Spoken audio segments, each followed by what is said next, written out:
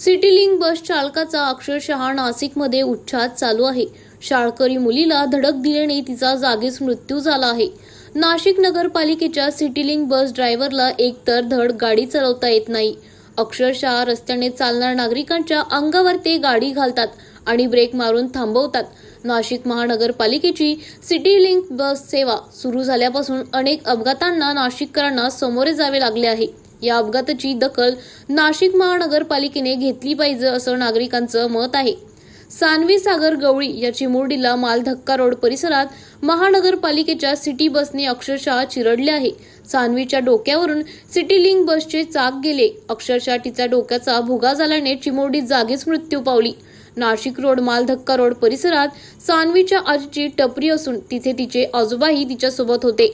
आजोबांना किरकोळ दुखापत झाली असून त्यांना रुग्णालयात दाखल केले आहे। घटनास्थळी नाशिक रोड पोलीस स्टेशनचे अधिकारी दाखल झाले असून पुढील तपास नाशिक रोड पोलीस करीत आहेत।